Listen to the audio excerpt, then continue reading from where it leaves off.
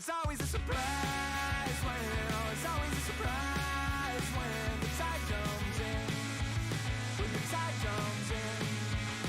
But it's always a surprise when, oh, it's always a surprise when you call again, when you call again.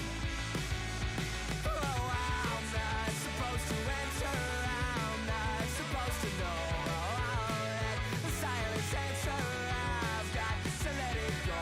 Oh, I'm not supposed to answer, I'm not supposed to know that the silence answer, I've got to let it go now.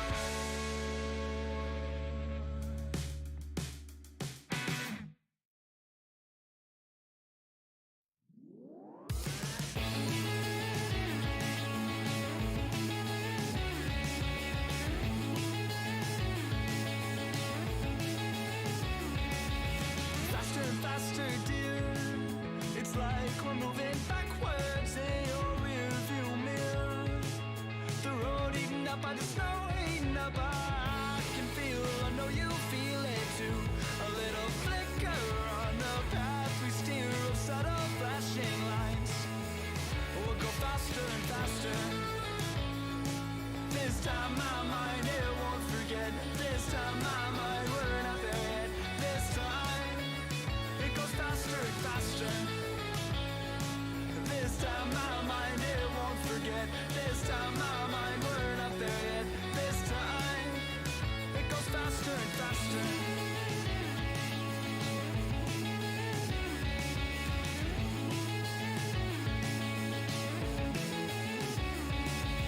Faster and faster, dear. The road's still moving backwards. Now it looks so clear. The snow eaten up by the road, eaten up by. I can still recall the twists and turns, but it feels so straight ahead, a little farther till the end. We'll go faster and faster. This time my mind, it won't forget. This time my mind, we're not there yet. This time it goes faster and faster. This time my mind, it won't forget. This time my mind, we're not there yet. This time it goes faster and faster.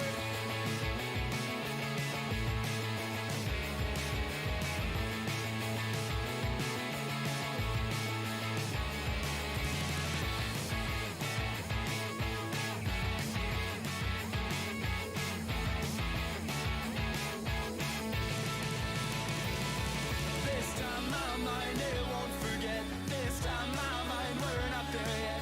This time my mind, it won't forget. This time it goes faster. This time my mind, it won't forget. This time my mind, we're not there yet. This time my mind, it won't forget. This time it goes faster and faster.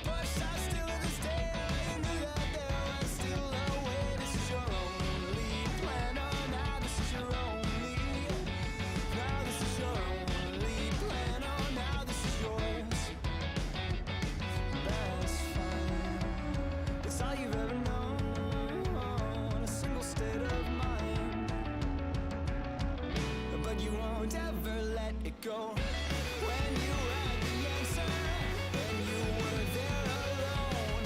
You left the door unopened when you knew that you would want more. Give it up, give it up, give it away while you were barely aware. You learned that day, cut off so much, hardly remained. While you knew that there was still a way. This is your only plan. Oh, now this is your only. Now this is your only plan. Oh, now this is yours. Force it to yield, you'll forge it to the lines. You let your callous be your shield, and everyone will say that it all was finished years ago, but you will stay, and you won't ever let it go. When you had the answer and you were there alone, you left the door unopened when you knew that you would want more. Then again you found the answer and you were there alone. You left the door unopened when you knew that you would want more.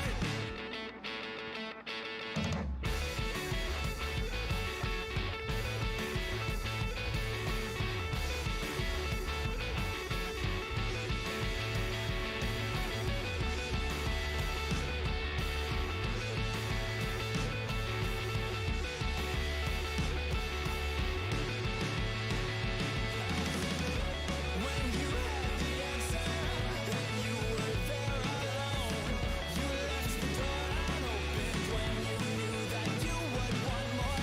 Then again you found the answer and you were there alone. You left the door unopened when you knew that you would want more.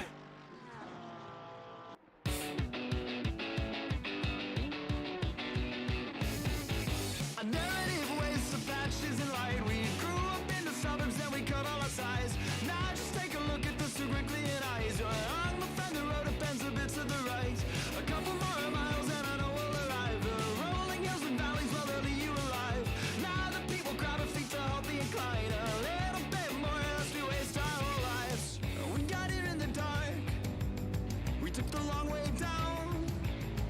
Just to find out in somewhere inside this ancient town. And we talked about it all night. We thought we'd make it alive. And we talked about it all night. We thought we'd make it alive. We talked about it all night. Just to throw the planet at the first light. And we thought we'd make it alive. Or at least we'd give it an honest try. A narrative waste of patches and light. We grew up in the suburbs, then we cut all our ties. Now just take a look at the super clear eyes. You're on the friend, the road, a pencil bit to the right. The stones are left here at the beginning of days, and each step that was taken wore a little away. That in of itself, well, it was something to say. A conversation that could last the end of the day. We got here in the dark. We took the long way down. Just to find out in somewhere inside this ancient town. And we talked about it all night. We thought we'd make it alive. And we talked about it all night. We thought we'd make it alive. We talked about it all night. Just to throw the planet at the first light. And we thought we'd make it alive. Or at least we'd give it an honest try.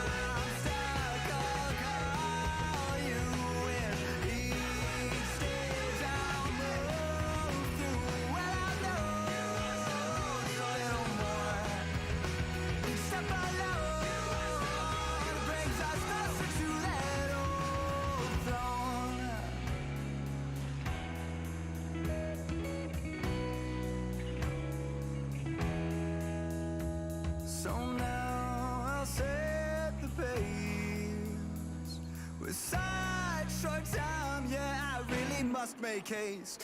But I don't know what's ahead, or what the ending will bring. I just need to take a minute and then try again to take out the king.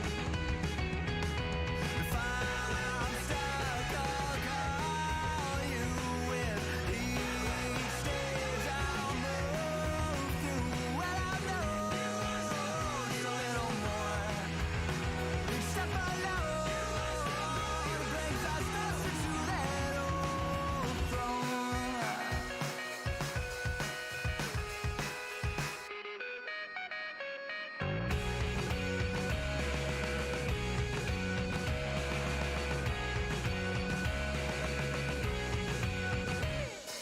If I'm stuck, I'll call you with each stage I'll move through. Well, I know just a little more.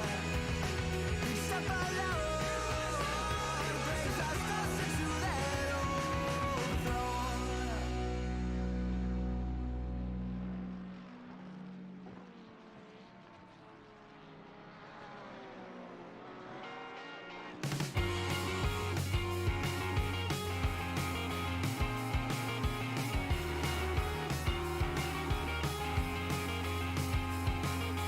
These days all I see is everything you're not.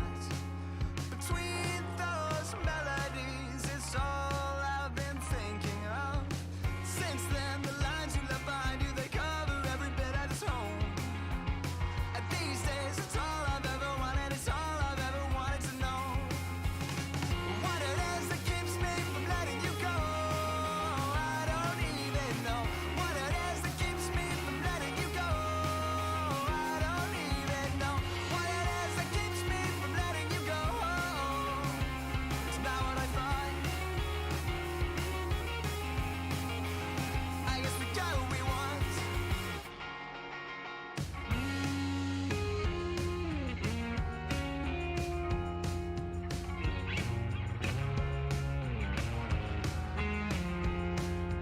These days all I hear are words that I forgot. And of those memories I'd rather lose the lot. Since then the days are getting longer, but I keep getting lost in the snow. And these days it's all I've ever wanted, it's all I've ever wanted to know. What it is that keeps me from letting you go, I don't even know. What it is that keeps me from letting you go, I don't even know. What it is that keeps me from letting you go, it's not what I thought. I guess we get what we want.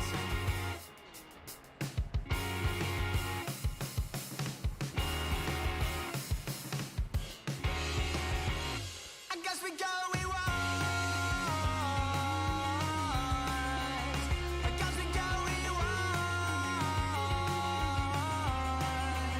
I guess we got what we want.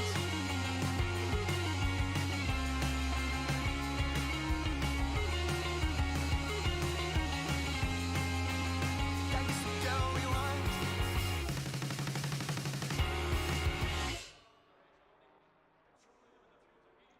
Good evening, ladies and gentlemen, and welcome to Zad's Galaxy Tour Round 6, brought to you by Zealous Racing League. My name is Shim. I'm going to be your broadcaster for tonight.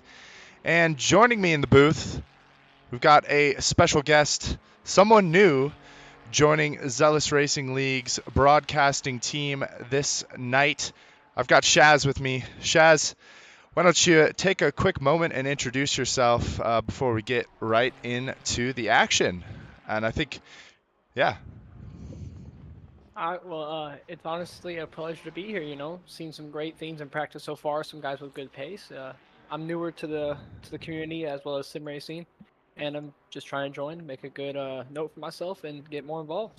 Heck yeah. Well, we're happy to have you on board tonight for round 6 of this season. We only got a couple more rounds left, but the championship battles are still on with our 2 driver classes. Let's give a quick rundown of where we're at currently.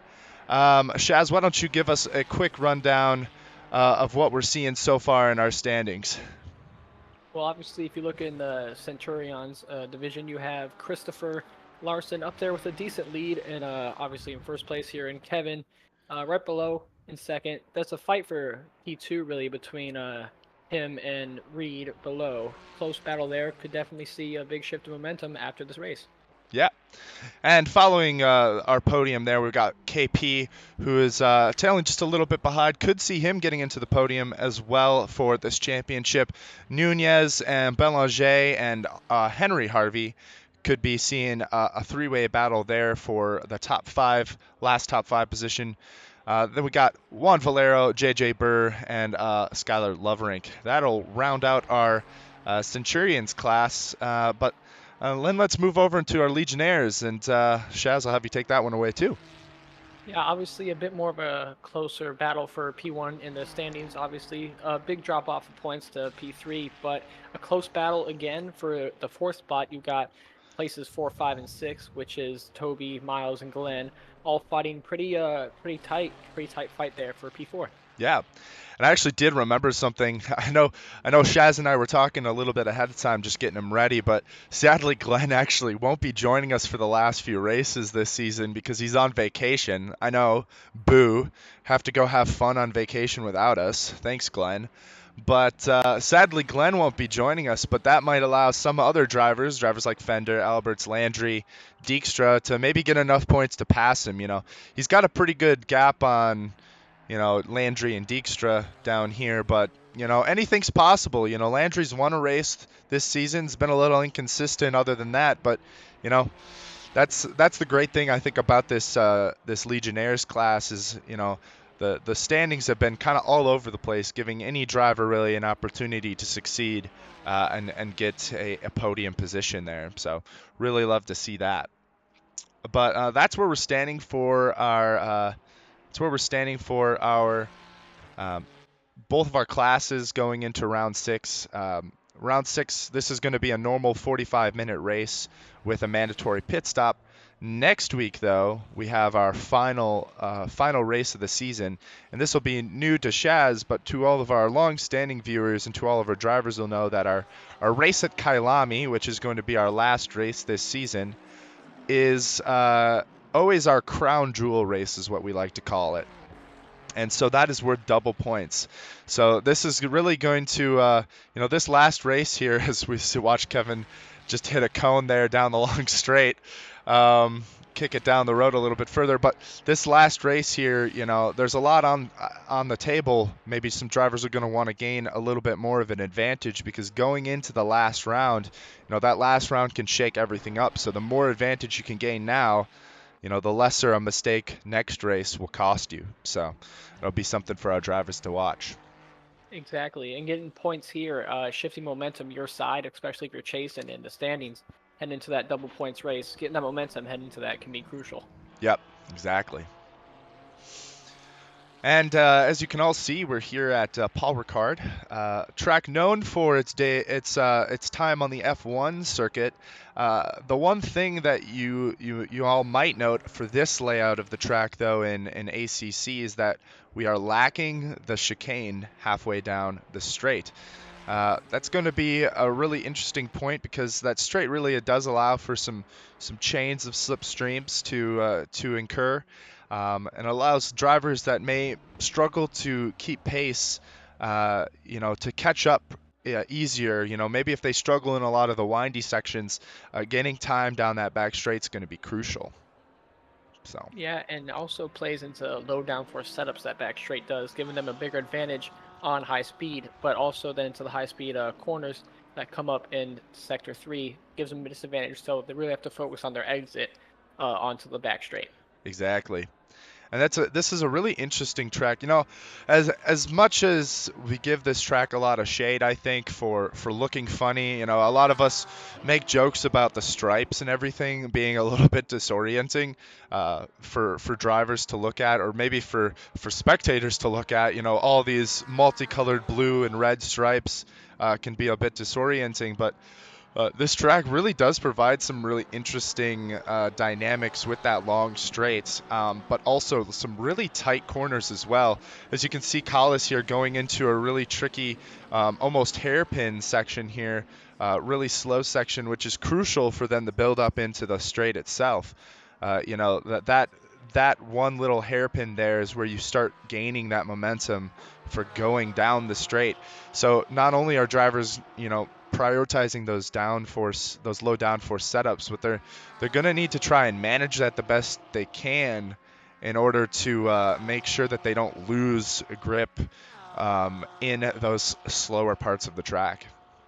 Yeah, speaking of losing grip, those high-speed corners right off the straight, that was Oh put yeah, tremendous stress on the tires and tire temperatures, which might not even cool down in time for Sector 1, which is where you have those tight corners. So you really got to find the balance of push and conserve the tires. exactly. Now this race too is a little bit different. You know, our drivers do have a mandatory pit stop since this is an even round. Since this is an even round race in this season, round 6, our drivers are going to have a mandatory pit stop for fuel. That's for every driver. That's going to be 25 seconds in the pits, stopped in the pits. But with how much the tires might be, you know, heating up through a lot of those, you know, high-speed turns, we may see some drivers taking that extra 5 seconds and putting on the set of tires as well through that pit stop.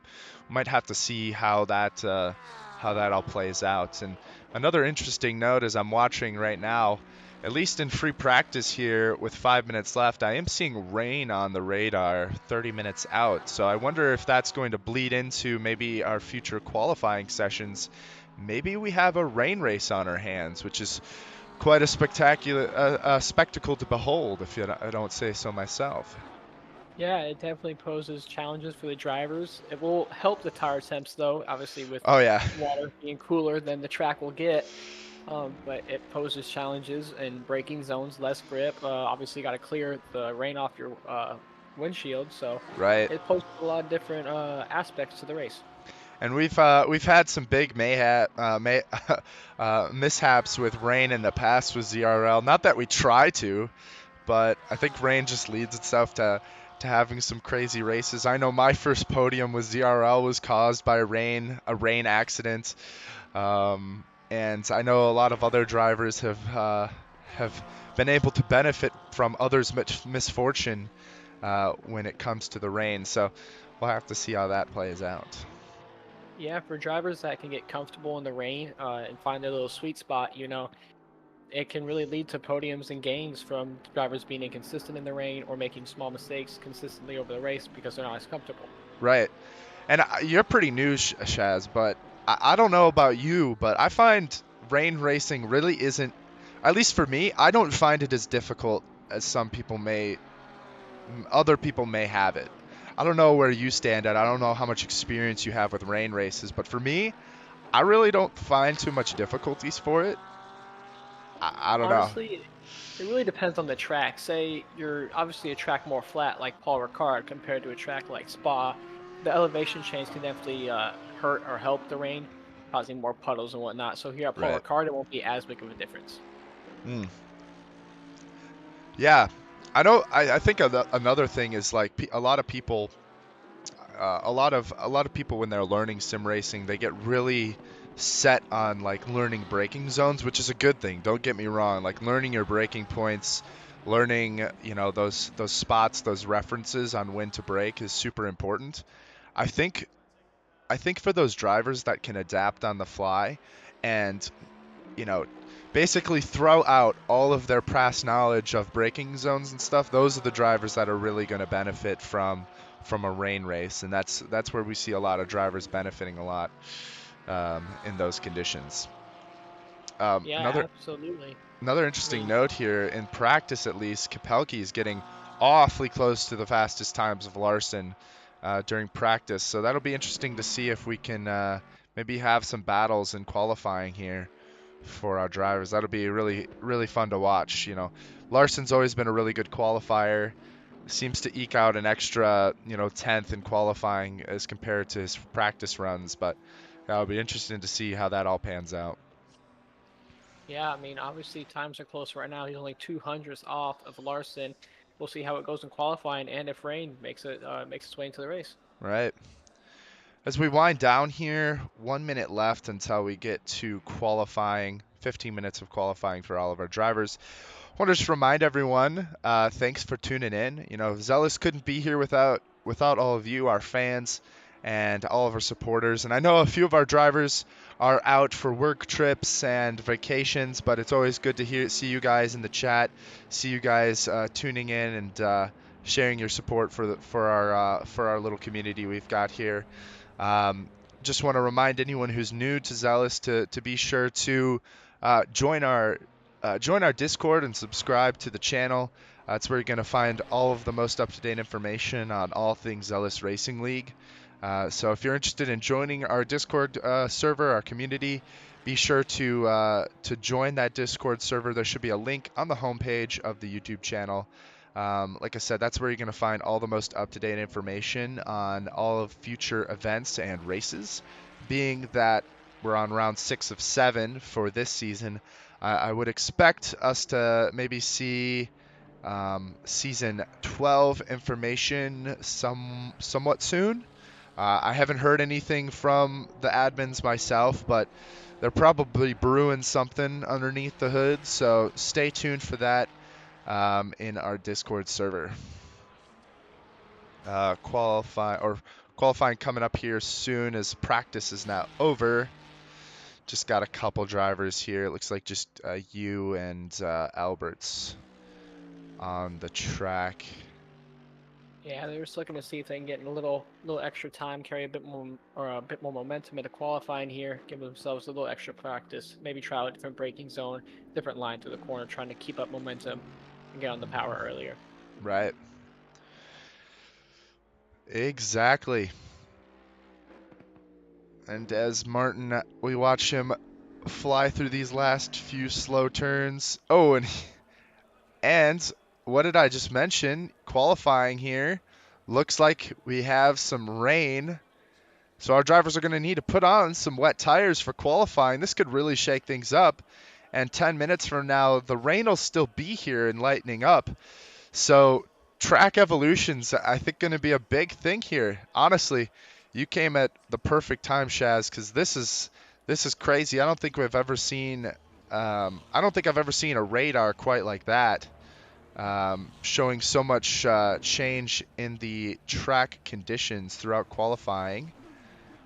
So this could be a real treat to watch here as I try and find the furthest driver up in the order. Let's see if I can find it. It looks like Christian Landry. Maybe not Christian Landry. Is it, who's the first driver out there? I can't see anything. Is it Portis? Nope. It's not Portis. Landry. Nope. JJ Burr. Nope. Is it Nope, it's not Fender. I'm just fumbling here. Okay, it's Alberts is the first out for qualifying. A tradition here for me is to take the first driver out for qualifying, and we'll get a feel for the track. I know a lot of people are familiar with this track from Formula One and other things, but it never hurts to be more familiar with a track, right?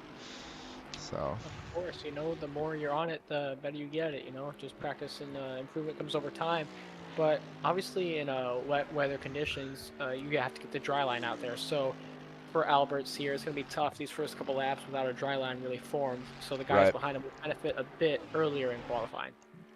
That's where that track evolution is really going to come into play here as the rain starts to lessen, track's going to start drying out. That dry line is going to become more and more prevalent. So I don't think we're going to have enough time for us to see any dry conditions during qualifying here, but we could see some more advantageous wet conditions in qualifying. So being a little bit later, like some drivers were at the Silverstone GP this last weekend for Formula One, being a bit later sometimes might lead to more benefits, and I think this qualifying session is going to be one of those cases. So. Yeah, I agree 100%. Obviously, Reed's given Nunez a bunch of space here, trying to see where he's going to pick out his lines and try and follow him through to get that dry racing line that we were talking about earlier. Exactly.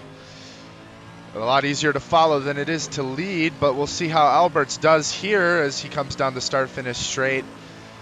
Really interesting pit entry here, but we haven't seen that just yet. We've got a really awkward first turn here, kind of a little bit blind, but getting a nice line in there as Alberts optimizing the exit of the second turn there as he comes down another little fast section here before a tricky little slow stadium section.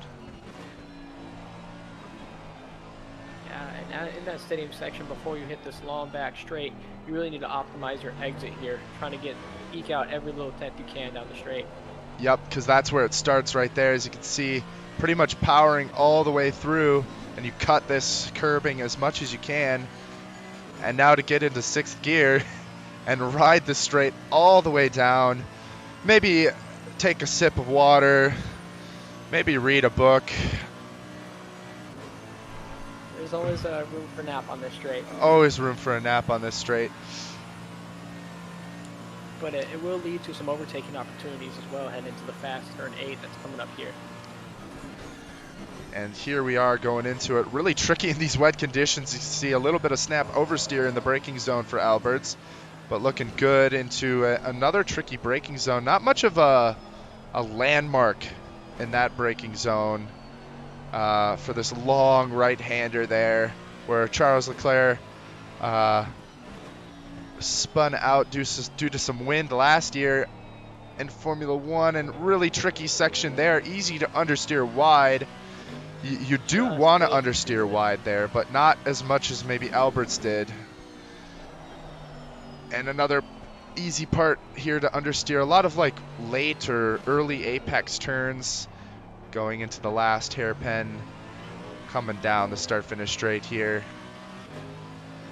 Yeah. Honestly, we saw a bit of slides, but that's just what happens, you know. Rain's there. Wet tires aren't really up to speed yet, up to temperature. Exactly. So it's going to be tricky. It's going to be tricky for those first few laps. Probably tricky throughout all of qualifying, but you know, good lap from Alberts. Looks like he may have had a track limits violation, and that caused him to have that lap not count. But Nunez, Portis, and Burr all have laps. Nunez currently leading with a 204.2. Portis really close though. Yeah, only 500s behind. Honestly, on the first lap, there's always room for improvement. So Nunez is looking to improve, get some extra tenths off that time, as well as Portis. What do you think Portis' chances are at taking this pole position away from Nunez? You know, given the season so far, I'm thinking Portis will be able to do it on this next lap. Portis does tend to slowly go into his get into his tire window. He's really careful about that. So I could imagine that he's probably going to gain a good bit of speed, but Nunez looking good so far throughout qualifying. And I think I can see, not too many drivers have a lap on the board yet. So leads me to believe that a lot of these drivers, invalidated that first lap, as we see Toby Yao going just less than a second to Nunez there, and he's in a lower class. So really good performance from Yao there. That Honda still's got some good straight line speed this season, even after some nerfs in the last physics update. Yeah, I mean, obviously being in the lower class, you're obviously expected to do worse, but he's pulling out some great laps right now and putting in some quality corners, looking to continue and improving his pace. Exactly. And I wonder too, I'm not an expert on the Honda. Portis used to drive the Honda a lot. Probably got to ask him or someone else. As Portis, there he goes, improves his time. I think Nunez improved his time just a little bit before that, but Portis just got a absolute blister of a lap. Oh, and before I spoke too soon, Portis gets his lap taken by Nunez, and Larson now putting his first lap in is a second and a half ahead of the next drivers. Yeah, Larson being top of the standings right now, looking to just improve on his lead, was really kind of put it away. Good qualifying here could really help his momentum and carry that into the race. Exactly. If he keeps on this pace too, I mean, Gosh, this race is going to be maybe not as interesting as we'd like for that first place in the Centurions class. It may not be as interesting as we may want, but he does still have a 15-second penalty for winning last race in class with his pit stop, so maybe that'll shorten up the gap a little bit. And we also haven't seen a lap from, oh, actually we have seen a lap from Kapowski, a little bit off pace, but I can imagine he's going to improve quite a bit. I could see Nunez and Reed and Portis improving even further. So still a lot of qualifying left to go. We're just under halfway through, so it'll be interesting to see how that pans out. We did have a quick yellow there. It looked like in the second corner there. Somebody probably spun, you know. Yeah, I think that was Lenny Dijkstra here, a little bit. Maybe outbraked himself. Easy to do, miss that braking zone into the first turn. So I think that was Dijkstra. As you said, it's really hard to pick out that braking point there, especially in the rain, harder to see, and it's kind of a blind corner, like you said earlier. Yeah, it's strange because this track doesn't have a lot of elevation changes. It's fairly flat, as you have mentioned before, but just those slight changes of elevation it does have seem to prop up in such odd locations, and that's one of them where it just, the track slightly dips up a little bit there, almost leading to an off-camber turn. So it's a little bit difficult to pick out exactly where you need to brake, and like you said, in the rain, even more difficult. So do not envy the drivers today for this qualifying session. No, don't worry. They're going to have a tough time out here with this rain. But as you can see, the lap times are improving here as we go towards start-finish straight again, as the track seems to be evolving towards the driver's favor. Exactly. Oh, and we watched Dijkstra spin out there in a very tricky part of the track. And he'll go back and put a fresh set of rubber on. Yeah, I mean, coming off that back straight into that fast right-hander that is turn 8, especially in the wet, you know, it's easy to lose it, easy to overshoot the corner, easy on the power, a bit too early, and just bringing it right around with the snap of oversteer. Right. And if you like that turn especially, it really does benefit, you know, maybe maintaining just a slight bit of throttle going into it, not, you know, completely just braking and coasting, maybe a little bit of throttle going into it. So really easy to just spin those tires just a little bit too much, especially if you've unsettled the car in that previous, like turn 8, the fast right-hander.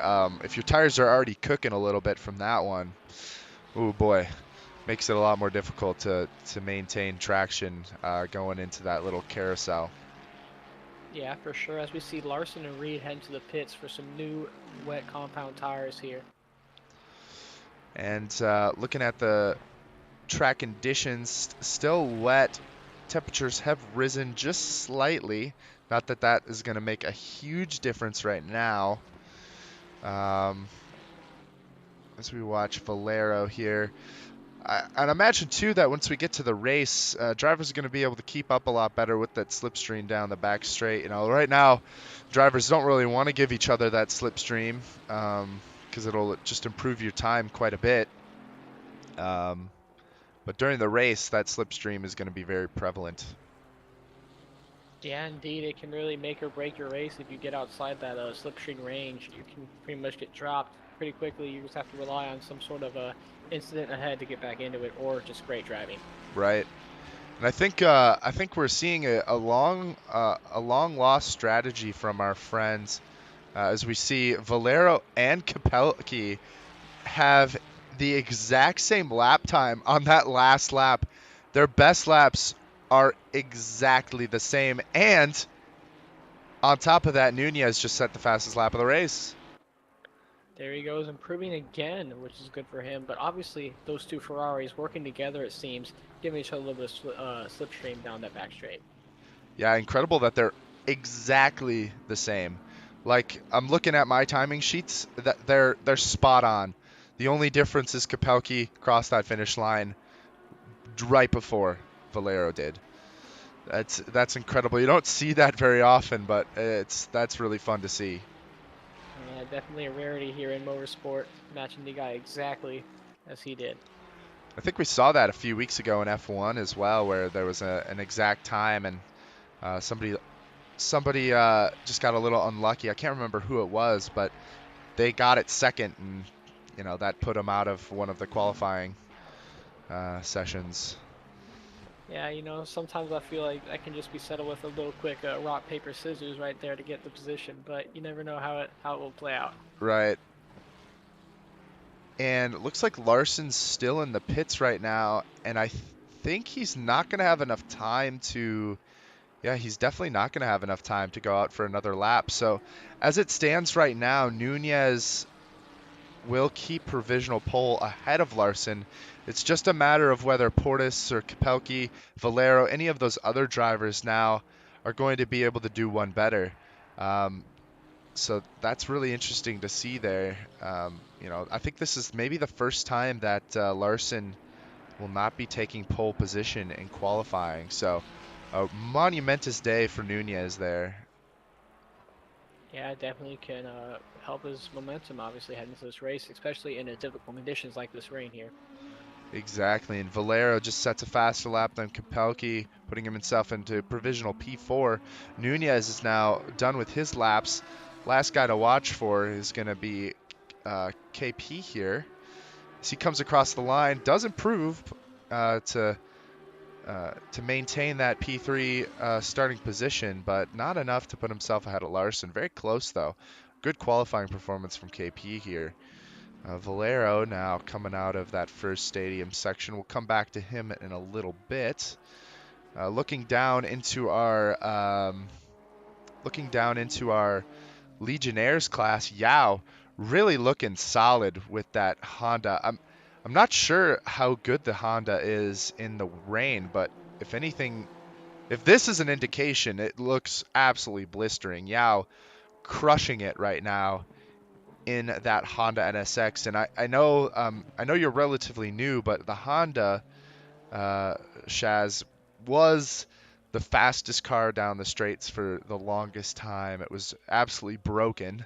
Was the meta car for a long time, so it did get a lot of balance of power updates to debuff it a little bit, drop some performance with the car, but looks like Yao is doing a great job of showing just how much that Honda can still do in current conditions, and as you can see, putting himself ahead of a couple of our Centurion drivers there. Yeah, putting on a master class in the rain. Some drivers really do excel in the rain, or at least under these changing conditions. And I think I got cut off by Nunez's lap earlier, but Rodman doing an ancient strategy of his, not qualifying. I've seen this done by Rodman quite a few times, not qualifying at all. Excuse me, generally that means he is unfamiliar with the track, as we see Belanger improve his time to go P5 ahead of Matthew Reed. But yeah, generally when Rodman is unsure of himself on a track, he just won't qualify. He'll just start from the back and see how everything pans out. Yeah, almost follow some of the other guys through, see what lines are working better for him and what lines are working for the other guys ahead of him. Exactly. I like to think sometimes too, like, especially if you're unsure of how your performance is, and there we go. Yao does improve his time to go faster than Reed, only a second behind our leaders, which is really impressive from our from our Legionnaire class. And interestingly enough, looking at the radar again, looks like there might be room for some more rain as we get 30 minutes into this race. So what a sight to behold! Wet qualifying and a wet race. This is really crazy to see. I don't think we've seen anything like this in a while.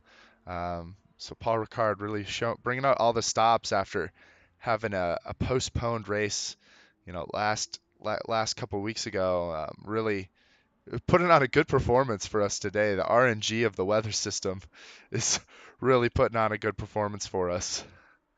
But Yeah, and this might help the drivers with the mandatory pit stop because it might come in time for them to just go ahead, plop on, get the wet tires on, take the fuel and whatever, and go right back out on the track. Exactly. A driver's going to have to be wary though, because we do have a pit window for these races. I think it's 30 minutes of a pit window, so the middle 30 minutes of the race. They're going to want to hope that rain's going to come sooner rather than later if they want to make that pit stop work for, um, that tire change work with their mandatory pit stop. If the rain does stay on schedule for 30 minutes out, being a 45-minute race. But should be a great showing here today at Paul Ricard as we line up here for our full formation lap. Give a brief rundown of our starting order. Nunez takes our pole position for the first time this season. A great lap from him, with Christopher Larson, our championship leader, lining up right beside. KP will take P3. Valero right behind him, P4. P5 will be Belanger. P6 is our lead Legionnaire class, Toby Yao in the Honda NSX, showing what pace he's got in that Honda. We've got Matthew Reed from the Centurions in P7. Kapelke will take P8, and JJ Burr, our last Centurion, will take P9. Moving into the rest of the bulk of our Legionnaire class, we've got Carlos Flores, Christian Landry, Alberts, Fender, Yu, Collis, Rodman, and last but not least, Dijkstra. That's going to be our starting order today. And before we get into the rest of the commentary, I just want to remind you guys, if you're new to Zealous, be sure to like and subscribe, and also join our Discord if you're interested to get more involved with our community. Link should be on the homepage of our YouTube channel. That's where you're going to get the most up-to-date information on all things ZRL. So, what are your thoughts today, Shaz, on today's race? Being your first race, what's really standing out to you so far? What, in your professional opinion, what are you thinking our drivers will see and do for today's race? Honestly, you might see some guys try and stretch out their tire life to try and make it to that rain period if it falls in the pit window. So Mm, might see some guys slower in the beginning and kind of pick up their pace towards that pit window, hoping the rain comes. yeah, and drivers with penalties today: Larson, Reed, Kapelke, Flores, and Rodman. Pinio would have been our other driver with a 10-second penalty in the Legionnaires class, but he is out for the rest of the season for vacation. Um, so we have 5 drivers on the grid tonight that'll be taking those penalties, and those are added on to whatever time they have in the pits getting their tires and their fuel itself. So if a driver opts to not take tires, they'll just take the fuel. Let's say Christopher Larson's got that 15-second penalty. His pit stop will end up being 40 seconds long because he'll need to take those 25 seconds to get the fuel, and then he's got to wait 15 seconds after that before he can go out on track. Um, Conversely, if he wants to take the tires, it'll end up becoming 45 seconds because it's 15 seconds not doing anything on the car is going to be what that pit stop ballast success penalty is going to require for our drivers.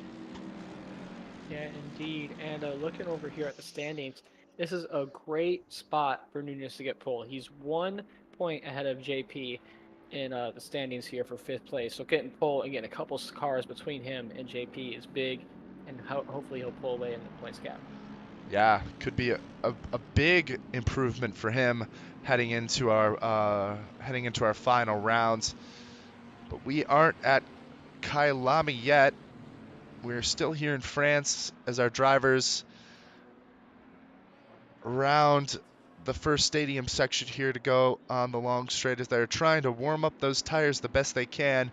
They're going to want to make sure those tires last, and it's very crucial in this new physics update to make your tires to really ease into your tires during your first few laps. The tires really don't perform well when you just light them up really fast. I was talking to Larson ahead of this season, and it really does take about 3 laps for tires to get into usable window and a steady window with the new 1.9 update of Assetto Corsa Competizione. The tires are so much more prone to performance drop-offs with the new physics system, and if you're not careful on how you manage them and how you're using them, overheating the tires can really lead to large performance drops the further you go into the stint, and those performance drops will happen earlier as well. So like you were mentioning, Shaz, with our drivers probably going to want to stretch this first stint out as far as they can. It's really going to be crucial for them to ease into this first stint on the dry tires, especially with that rain on the horizon. I don't think a lot of our drivers can really afford to take an extra pit stop for wet tires once that comes around. But I think they're going to have to really watch that radar to see when that rain's going to come and really make an informed decision on that. Because if the rain's here for the last 10 minutes of the race and the pit window's just ended, it may be the case where our drivers do need to go pit for tires and take an extra pit stop on top of what they already did. Yeah, that 2-stop might have to happen, with this race and the rain. We'll have to see what happens as we get ready for the green flag to drop. Exactly. Drivers only have a couple more turns left as Nunez setting the pace here for the 2x2 going down the main straight. And we'll watch the whole grid here come down the final couple turns here, as it'll be a drag race to the first turn. Nunez should have a little bit better line if he gets a good jump going into turn 1. But that is really all up to how this race starts. And as they all turn that final corner, lining up for the start of this race, waiting for that green light, setting their speed. We are green. A really good start from Kapelki in the back. They're dead even heading into turn 1 here. And that dead evenness will allow Nunez to ease out ahead of Larson into turn 1. It goes a little bit wide out of turn 2 there. Yeah, compromises exit a bit, but he still has a decent gap heading to this next couple of corners. Portis looking to get close, and Valero, actually that's not Valero, that's Belanger, who's hopped ahead of Valero there. Belanger must have gotten a really good start. Yeah, and that really helps him in the standings. Obviously chasing Nunez by 1, who leads at the current moment as they're 3 wide back there in the race. Wow, this is getting crazy. Oh, a lot of our drivers going wide there. Easy to do with so many drivers as JJ Burr demolishes those cones there on the right side of the track, right under that Ferrari, as they're going too wide down that start-finish straight, or down that back straight, sorry. Burr looking to maybe make a move on, is that Flores ahead of him? That looks like it's Flores. And obviously the next right-hander is a long one. Maybe he can set up for either a quick cut to the inside or a good exit. Looks like he's not able to make it work. Looks like Burr just has too good of a line. Although, you getting a little bit close in the braking zones. Nunez still leads. Seems Nunez's gap is closed down, obviously just at about a 10th right now, but we got to remember Larson does have that 15-second penalty. Exactly. It's going to be, I think that's going to play a lot bigger role than we originally thought for today's race, just because of the way that qualifying went with Nunez getting that pole position. Really is forcing Larson now to, he's got to make short work of him, or he's going to really be struggling for this race. Yeah, as Nunez, you want to hold them back, but you don't want to cost yourself too much time. So maybe give yourself a little bit, but don't lose too much time to the cars behind, because then you're in a three-way fight, and that just causes all sorts of problems. Right, and he's going to have to watch out. Looks like Portis was dropped by Belanger here. Belanger's now getting his nose in on Larson as we have a three-way battle here for the top spot. Larson awfully close, though, and looking like he's got a really good line down the start-finish straight, and I think that's going to be just what Larson needs to make an overtake here as he gives Nunez a little bit of a bump here right on the tail. Oh, my goodness. It's like some good old NASCAR races here. Jeez. Yeah, some bump drafting going on down that back straight is massive, and that's going to hurt JP Belanger even more, give him a bigger gap.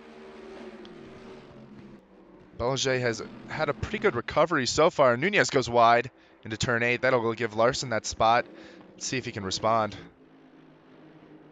Yeah, he's got to hold on, stay in the slipstream here. That's really important, especially on that back straight here at Paul Ricard.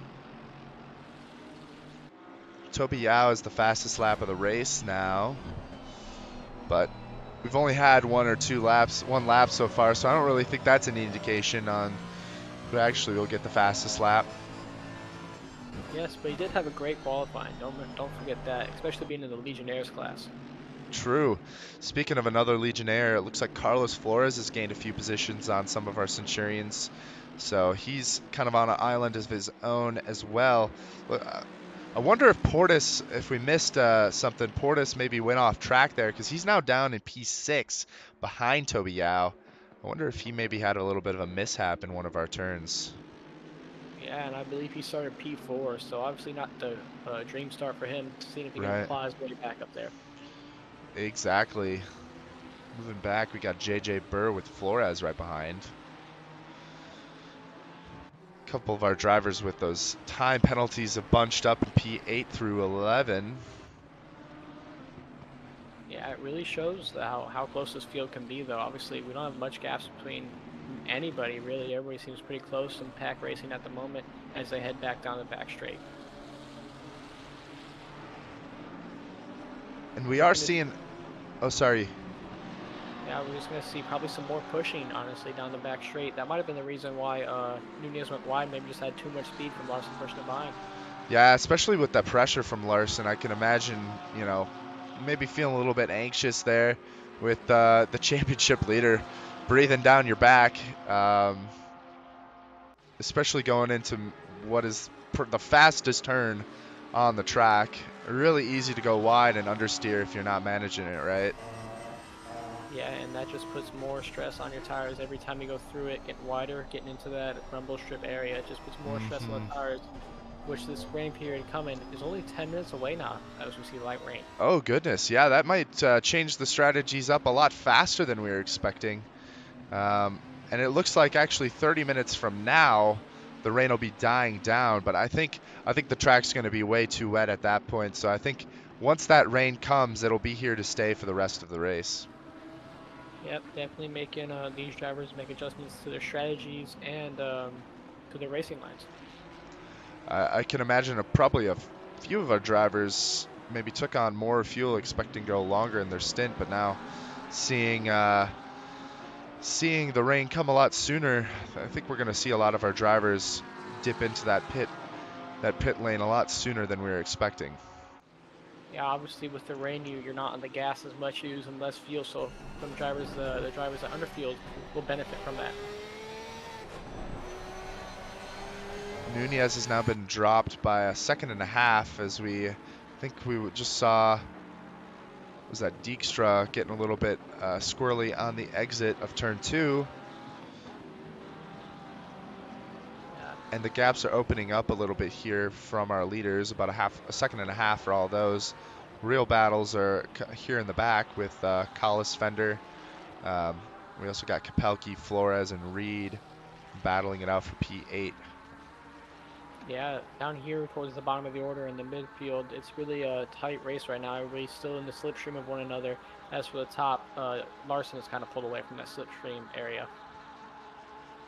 But with the pace that Nunez had, we might see in the wet specifically, we might see some changes in that, especially once the pit stops come maybe earlier rather than later. If Larson comes in for an early pit stop and doesn't have that gap to Nunez, Nunez could have a pretty good advantage coming out of our pit window, which just opened up. So our drivers now will be waiting for that rain. Watch Kevin Yu battling it with Alberts going on the inside. And Alberts is going to come back around, taking a little bit of a wider line. They go too wide, and Alberts has got the better run going into this turn, and Yu's going to have to back out there. Yeah, some trailer park girls type move there, just hanging around the outside. Exactly. Some great racing though between those two, respecting each other's lines, but still being aggressive with one another. Yeah, it was a textbook little move there. Alberts maybe didn't have the best line going into that little hairpin section, but it really did benefit him further down with that battle. And sometimes that's what you just got to pull out. That's the kind of move you got to pull out to stay ahead. Yeah, who's that? I think that's Collis in the background. No, that's Fender and Collis in the background. Some contact there, and we'll do a quick replay as we come down the start-finish straight here. That's Fender right in front of Collis going into the braking zone. Let's see where the issue lies, and it looks like, Collis wasn't expecting Fender to brake so much there. Yeah, kind of an unexpected spot to brake. Maybe just going a bit wide, try to over adjust there. Obviously didn't work out for him too well. Yeah. Definitely broke a lot harder than we were all expecting as we see 3 cars go wide there. I think that's Portis losing a couple more positions. Toby Yao really making a name for himself out there in that Honda. Yeah, I mean, great qualifying, and that was in the wet. So when the wet comes, will he improve still? Maybe even gain some more spots on some of our Centurion. It's a really good question. As we see Kapelki, I think that is just move a little bit ahead, or maybe I think that's Kapelki. Move ahead. The Lamborghini of Portis is looking for a move right now, just trying to find a spot, dive in. Yeah, Portis dropped back a few places now. I wonder if he's lit up his tires a little bit too much with some mistakes. And if you can see, I know I can see it on my screen, but the rain is here. Track is still in optimal condition, is what it's saying. And the rain is set to stop in 30 minutes. So this is going to be a quick little rain blast here, and the track is already degraded down to fast conditions. So the rain is there. How long will the track be able to have dries on? Like, how long will you be able to keep the dry slicks on? Track is already greasy. I think drivers are going to have to make that change this lap. The track is already in the greasy condition, just breezed past green, which is really kind of that last moment where you want to maybe keep on the dry tires. That's kind of the greasy to green area of the track condition is really where you got to watch out. We may see a driver, though, decide to stay out a little bit longer, but, those slick tires, there's going to be no grip if they hit a puddle. Yeah, I agree. Obviously, we haven't even passed the start-finish straight here to start lap 6, so I think everybody should dive into the pit lane.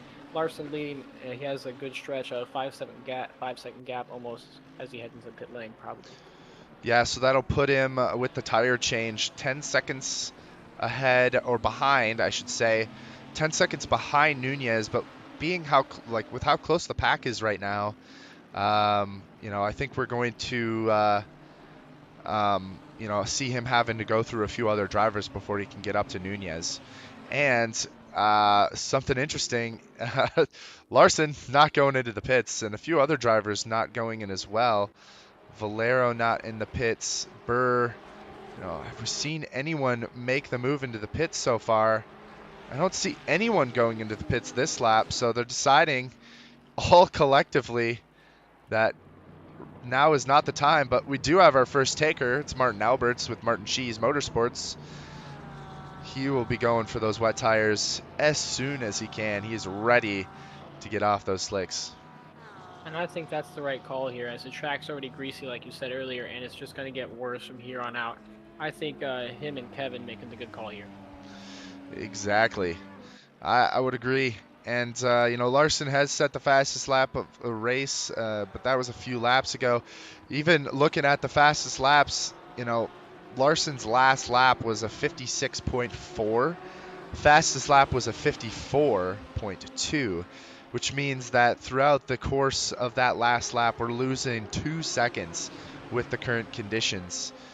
So I think the sooner these drivers go in, I think track conditions just turned damp halfway through this lap, right before maybe the trickiest part of the track. I think Nunez might be pinching himself a little bit now as we see a car. Oh no! That looked to be Toby Yao. And he was having a great race up until that point, just slick conditions. I think that was Yao and somebody else got made contact there in turn 8. Let's see if we can see the other driver there as we see a Ferrari come through. That looks like it was Dale Rodman. Indeed, it was him. Look at all the damage on the front of that Lamborghini. Well, if he wasn't pitting already, he's going to do it now, Definitely trying to get that damage fixed, get those wets on. I find it so interesting that we're not seeing Nunez and other drivers go into the pits now. With the track being damp already, that last lap was a 1 minute 59 for Larson and a 2 minute 02 for Nunez. Especially Nunez right now, I'm wondering what he's thinking. Like, right now should be the time where he goes into the pits and gets those wet tires on. I think he could gain so much time. Yeah, I agree, especially with that 15-second penalty for Larson. He can definitely really gain, push a bit more ground between them, and obviously you can see these puddles really forming off the racing line. So if you make one little mistake, it could lose you a bunch of time and positions. Yeah, just like we saw Yao there, going into that final high-speed turn, it's going to be crucial for our drivers, to maintain grip. And right now with damp conditions, I just don't see them being able to manage it that well. Yeah, sure, the rain's going to be gone by 30 minutes from now, but I think the rain's going to be sticking maybe up until the last 5 minutes of this race, and at that point the track's going to take a while to clear up after that. So I'm not really sure what Nunez is thinking, and Nunez has already lost like 2 seconds on this lap. So I think especially for him, those wet tires probably were the right decision. Yeah, I agree. I think you should have dove in that lap, if not the lap before even. Really close up that gap to Larson. We're seeing a lot of our drivers decide that now is the time, as we have Rodman, Yao in the pits. All of our drivers in the latter half of the grid have all made their pit stop. And looking at Nunez now, he is opting to go into the pits. So I think that's the right move, as Larson is still out there in completely wet conditions. Yeah, I think that's a huge mental error on Larson's part there. I think he should have dove in that lap for sure. I can imagine, though, that knowing Larson, he's probably testing himself right now to see how far he can go. Because, his last lap was a 2:03, which was, in the wet conditions in qualifying, that's about 2 seconds slower than what he had before. He's definitely seeing that crossover. Larson's too smart to not see that crossover, I think. I wonder if he's playing a little bit here to see how much he can eke out of this first set of tires. Maybe he's thinking he can go through all this rain even though it's going to get worse. I don't know. I think it's the wrong choice, but he could be playing a little bit here. He's really got nothing to lose in the standings. He could be just having some fun, seeing what he can do. That is true. He has quite a comfortable lead in the standings, leading by 44 points here. So he has the wiggle room to make mistakes. Exactly. As you watch him come through the high-speed turn 8, seems to be managing just fine in terms of grip. Other drivers deciding to stay out is Belanger, Portis, Kapelke still out there, Reed, and Landry, and Flores has just moved into the pits now, so he's on his way out. after serving his time penalty. Nunez is now out on the track as well with a set of wet tires. Valero, watching him now with JJ Burr a second behind. Yeah, in these wet conditions, like we were saying earlier, mistakes are prone, especially go off the racing line. These guys do have the wet tires on though, so the mistakes are less likely to happen and harder to force on a driver. So if I'm Burr behind, I'm trying to get up on his bumper and see if I can force him into a mistake. Exactly, especially down this long straight here. Hopefully he'll get some time back. And now Larson has moved his way into the pits. Yeah, I think you were correct that he might have been able to try and stick it out, but he just realized it was going to get too bad. So I think that's the correct call to come in finally. JP has followed him in. As well as Portis Kapelki. I'm going to guess Reed's going to as well, but Reed's a little bit further back on the track as we watch Reed and Landry right behind him. And yep, indeed, Reed will be coming in. And I think Landry, who's right behind him, he's going to be the last driver out there on those dries. Maybe he's trying to push through the rain. It says it will end before the race, but will it dry up is the problem. Right. I don't think it will. I don't think it will. I just don't think, especially with how wet it got, like how fast it got wet.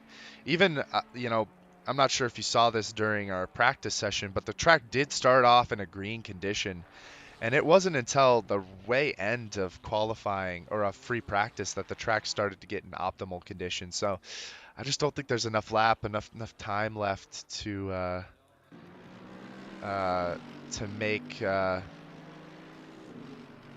make a full dry stint work. Yeah, I completely agree there. So we'll see what happens with Landry. Maybe he just has that big of a gap. It might work out. Maybe hoping other drivers to make mistakes here. Exactly, and we just saw Christopher Larson come out of the pits here.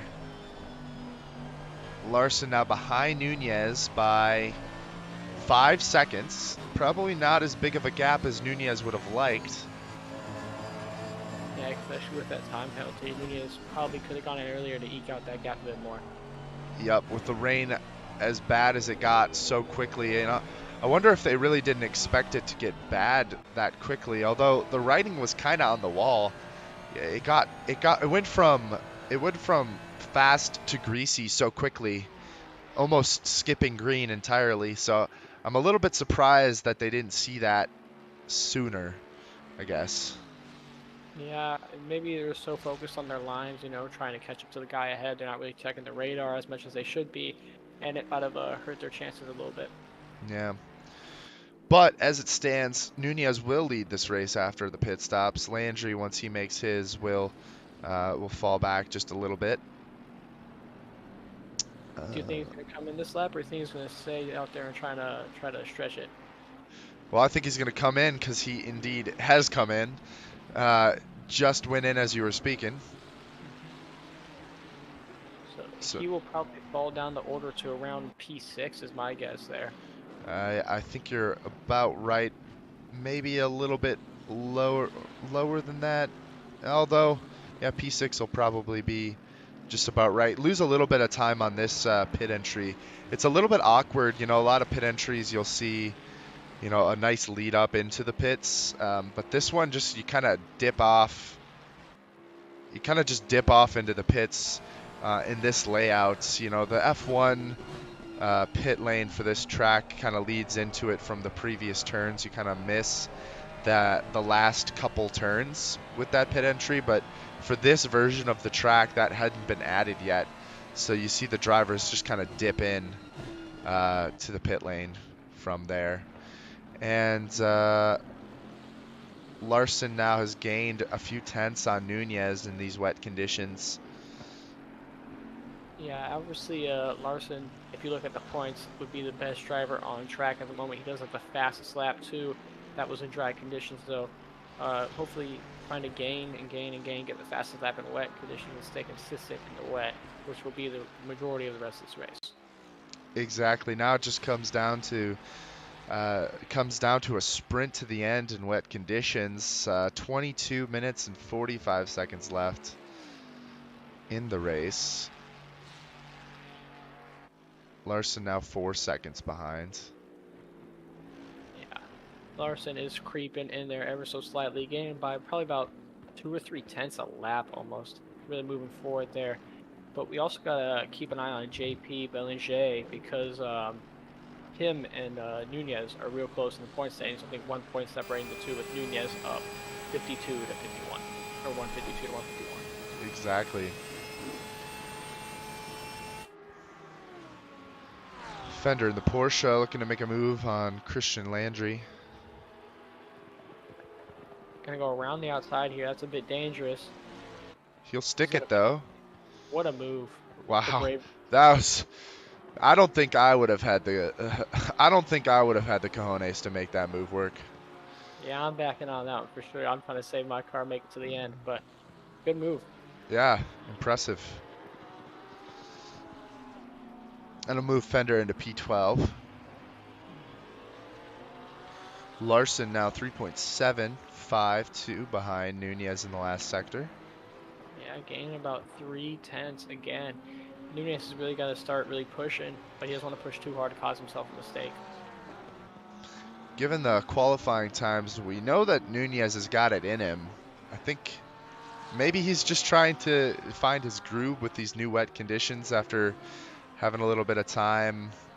You know, maybe having a little bit of time with those dries has kind of like messed up his, internal braking systems. I know sometimes it can be tricky to go between, two different styles of racing. So should be,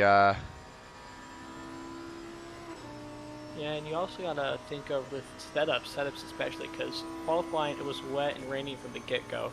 Here we started dry, so were some guys on the drier setup, and Larson maybe took advantage, went more for a wet setup, which can also explain why he stayed out longer.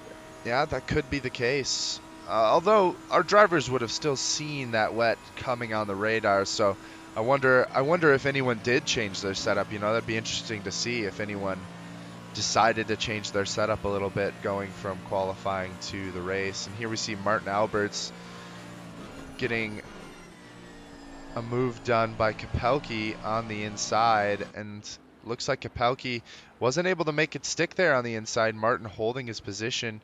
Kapelke still going a little bit on the inside, and I don't think that's gonna stick for him. Just in the rains especially, got to keep the momentum up, momentum high, because it's hard to get on the power. So going that wider line helped him there with keeping the momentum up, less braking, and faster onto the accelerator. Yeah, we saw that with Fender too, going on the outside to make the move on Landry. Looks like that's definitely the way to go if you're going to make a move into turn 8. Yeah, I would agree. I couldn't agree more there. Kapelke's right on him, so don't count him out yet. We still got the first sector here. Big chances to overtake there. Looking at our standings too, it looks like Alberts is leading the Legionnaires class now, and I think, if this all holds, that'll be the best performance from Alberts all season. That'll be his first podium, and if he can hold this, shoot, it may be his first win. Yeah, especially in that Legionnaires class, which is a really tight class that you can see most of these guys really bundled up, real close in points. You don't really see a big drop-off till you hit P14. Those guys are pretty much all together. Right. A lot of those guys, they had issues late, like in the race. We saw Yao and Rodman make that contact, and you must have had a mistake as well. I can only imagine, right? I don't see you just being that far back. I think he had a pretty good qualifying, so a bit surprising to see that. Yeah, honestly, who had a really good qualifying was Yao, but obviously with that big mistake when it was coming into the wet conditions at turn 8, big spin, lost everything he had. He's trying to fight back for something now. And there's Kapelke taking that inside line again, and Alberts just had so much pace, so much more like momentum going into that. Just outbreaks himself a little bit. Yeah, he can fight it back though. Don't count him out yet. There's still plenty of time left to go. He can scratch his way back into a fight. and get the same job done. You never know. Exactly.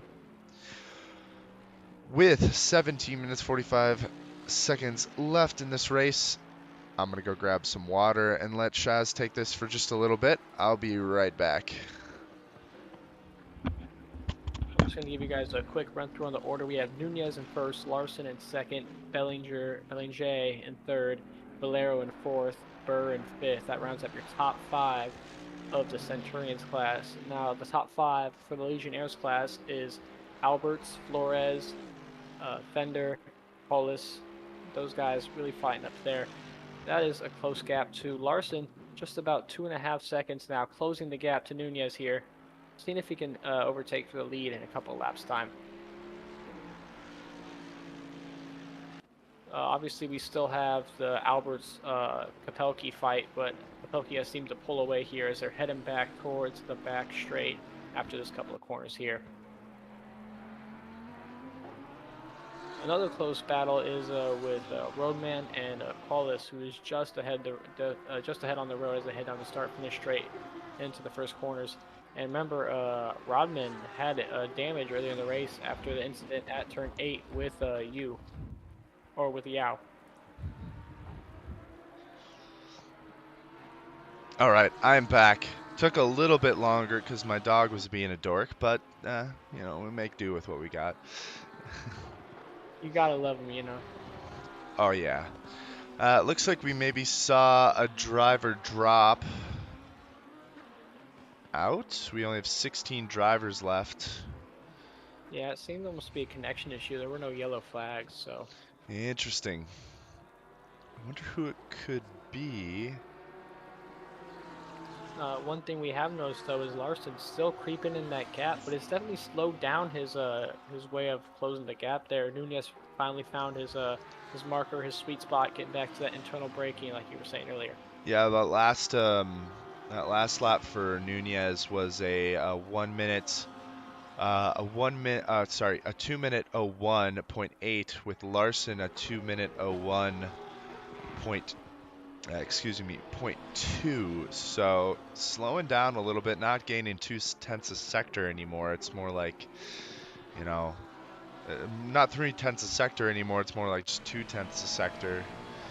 15 minutes left. You know, Larson's got a good case to make to maybe take this position, but then it just comes down to Nunez's defending. Yeah, obviously it's hard to overtake in the rain with the wet conditions, especially with the inside line that we were saying earlier. The outside definitely gets a better drive out the corner. Exactly. It's really exclamated in the rain as well.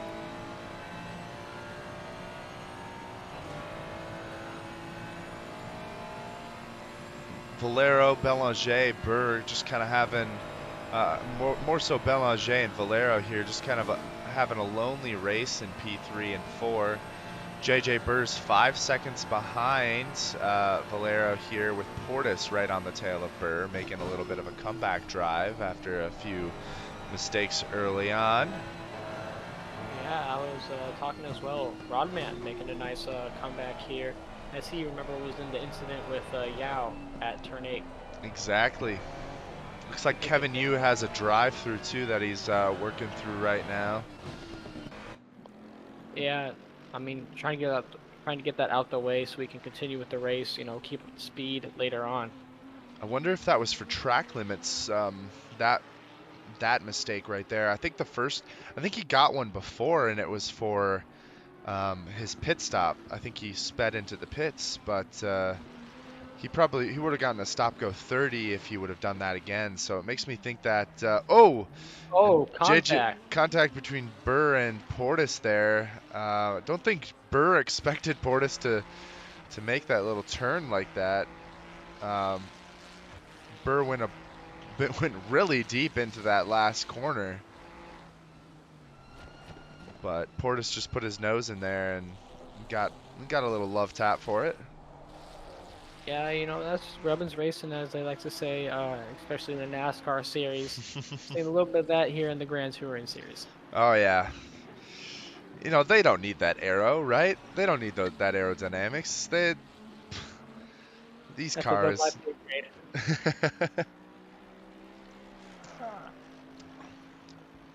Honestly, this is a great battle for P5 though. They're neck and neck. Just looking, Burr will probably get that good slipstream down the backstretch as they head to it right now.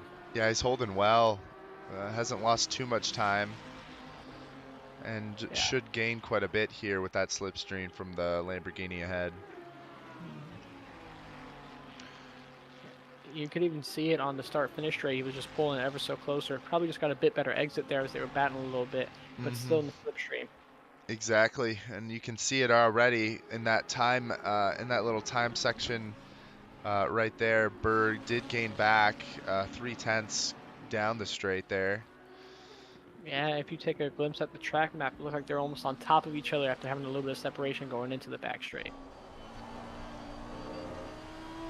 Larson closed up a bit faster than we were expecting. Maybe had to drop off just a bad couple of laps, but found his groove again. He's closing that gap to Nunez much faster than he was. Yeah, it looks like a lot of that's coming down to this lap in particular, because last lap Nunez had a really good lap, or looks like it's more likely that Larson is just finding a really good groove right now, setting some sub 2:01s. Last lap was a 2:09 for Larson. For Nunez was a 2:01.7, which is only 2/10 slower than his previous lap, but Larson just really finding that little bit of extra pace here as we go into get closer to 10 minutes left.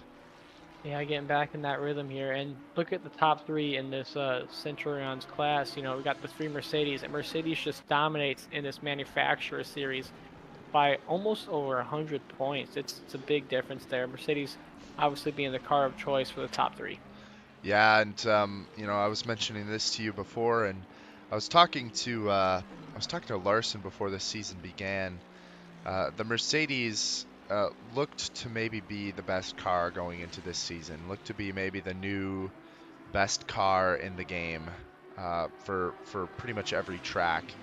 And that was a prediction that Larson made, you know, right when the new physics updates had come out, right when the new version of that Mercedes came out.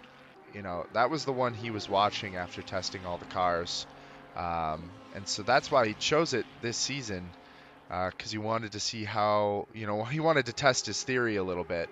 And I honestly think his theory is spot on, because, you know, you can put that Mercedes in the hand of anyone, and they'll easily gain, you know, a second on their best previous time in some cases.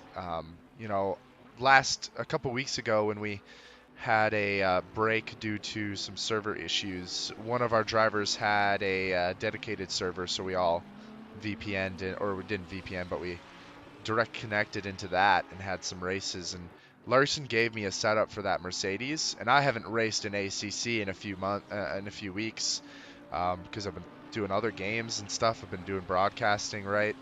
And I was immediately up to pace. That car was an absolute bullet down the straights, and it felt so stable through the turns. You know, Mercedes has always struggled a little bit on really fast kinks, but just felt a lot more stable than it ever has before, and it's just blistering fast.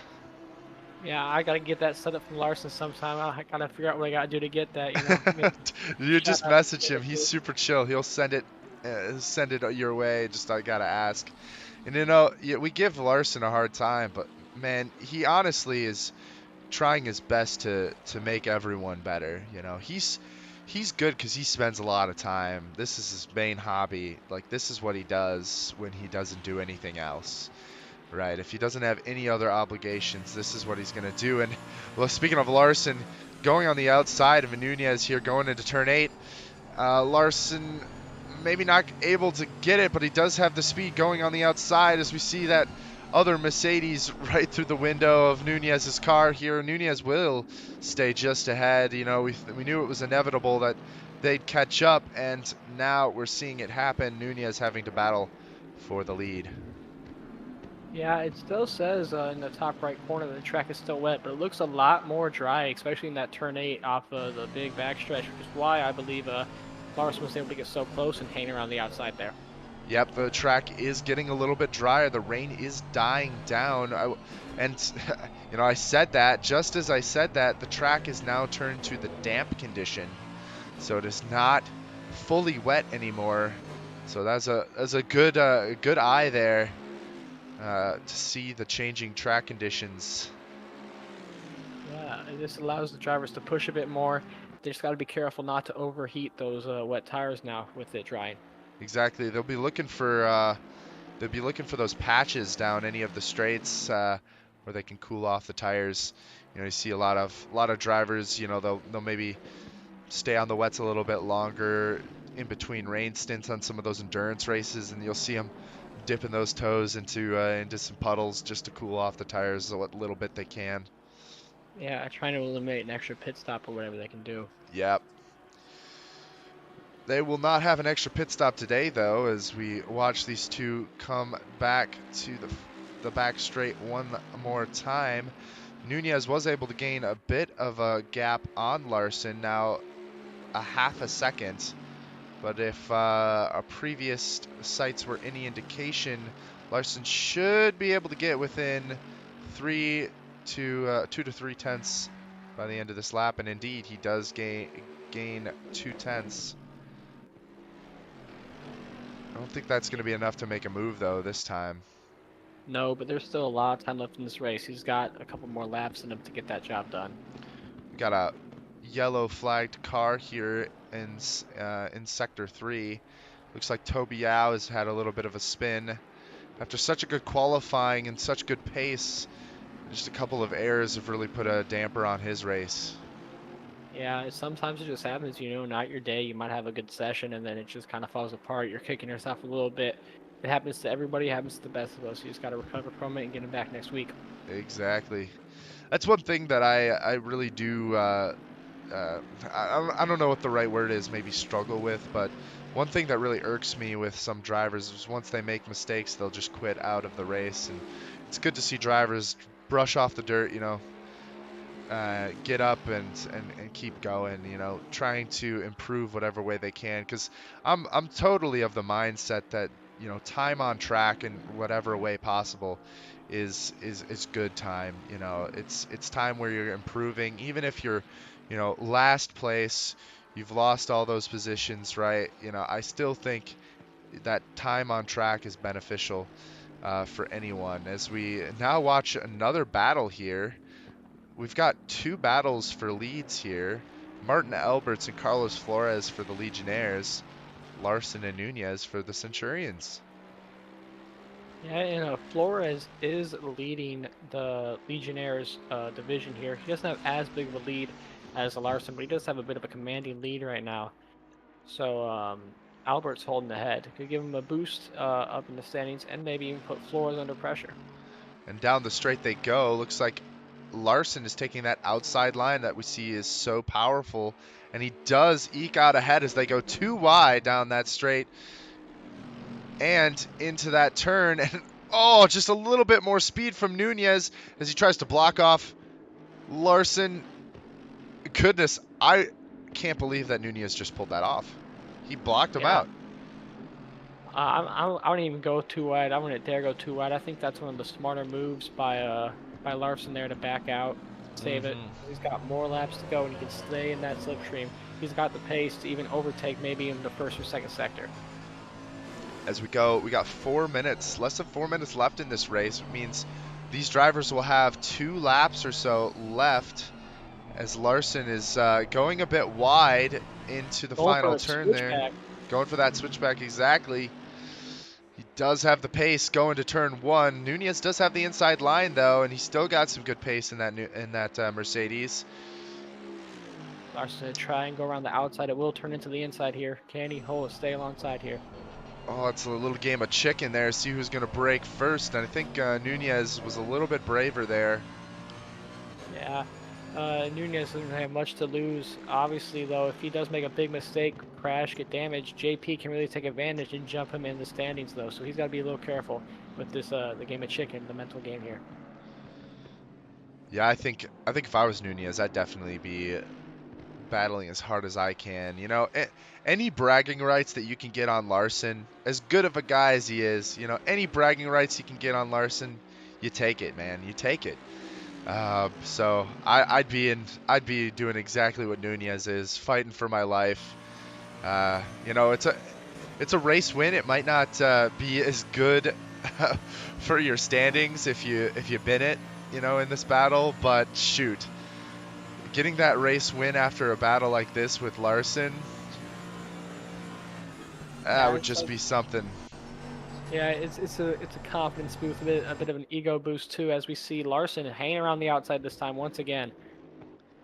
Oh, and as they go into that carousel section, Larson with that outside line. Nunez still holding it though, and he's gonna do it again. Oh, just a little bit later than it was before. It's just getting more later and later as we go. Larson opting for that wider line as we come down this straight. Oh, he's gonna get so much more grip, and he's got the inside line. Could this be his chance? It might be. Is he gonna squeeze by here? He gets past him now, but with the exit from Nunez is amazing. Wow, way to pull back in. He absolutely sent it on that exit, and now they're side by side going down the front straight, and I don't think Larson got as good of a jump as he was hoping for there. Nunez just trying to squeeze Larson the best he can, and he's going to want to go too wide into this turn one so he can get the inside line. Oh my goodness, these two, they do go too wide into turn one, and oh, almost squeezes Larson into the sausage curve on the inside there. Now they're going side by side again on the last lap of the race. Yeah, if you're JP though, you're loving this. Oh! This is you eking out time. He goes wide. Oh He goes very no! wide. That is such a... Oh, that's so gut-wrenching for Nunez. I mean, it could have been a lot worse, yes, but like... Oh, after battling so hard for so many laps there, just to get outbroken just a little bit, oh, it just breaks my heart. Oh yeah, that's a soul crusher. It hurts you a little bit, but can he pull back in here with the slipstream? I don't think he's got enough. I think he lost too much time with that mistake. I think Larson will take this one home as we go 30 seconds left in the race. You know, we've been really neglecting a lot of our other drivers, sadly, because this lead race battle has been so good. All of our drivers have been doing excellent, you know, good drives from Fender, from Rodman to get up from last place. He's now P4 in the standings. Alberts is still held on, and it looks like he might come away with a win himself. Flores might have made a mistake. You know, just good drives all around. Portis having overtaken Burr. You know, so many good battles have been going on this whole race that we've missed due to this battle right here at the front, and the white flag is out. This will be the last lap of the race as our drivers come around the final turns here. It's going to be Larson as he takes the final turn. You know, can't even hold your nose up to that one. That was an excellent comeback from Larson. Yeah, great racecraft by the two. Great defense by Nunez, the doctor of defense in today's race. Really putting up a big fight. JP gained a bunch of time though on that last lap, or He the last couple laps. did gain a bunch of time with that battle, and will come away with the last podium position there. Valero will come away P4. Portis, you know, started a lot higher, but he'll come back with a respectable P5. JJ Burr with P6. Kapelke, Reed in P7 and 8. Another driver, excellent race today as we watch him round, is going to be the leader of our Legionnaires class, Martin Alberts, in the Mercedes, coming away with his maiden podium and his maiden win. That's an excellent race for him. Yeah, great for him. Obviously, Mercedes dominant again this week, as you've seen in the standings. Mercedes in first place in the Centurions and first place in Legionnaires class here. Matter of fact, the Centurions filled with Mercedes through the podium. And we see the rest of the podium for our Legionnaires come. Flores and Fender rounding it out. Rodman coming from second to last place, come away with a P4 performance. Sean Collis with P5 in class. Last but not least, we'll watch Landry here coming around the final couple bends. He will come away in P6 in the Centurions, or in the Legionnaires class. Yeah, and obviously that is Matt Alberts is a big race for him. Obviously, he had a good qualifying, out qualified some of the Centurions even, and then that translated well into the race. Made good adjustments in the rain, good pit stop timing, and takes away victory there. That is great to see. Excellent race from all of our drivers. With that rain, really added a lot of spice to this race. That was one of the most exciting races I think I've seen. I always love it when these races add little, these little nuances with weather, with pit stop strategies. That's what makes these races so much fun, in my opinion. And my this was an excellent showing of what that can do when you add all these different factors together into a race weekend, even a short 45-minute race too.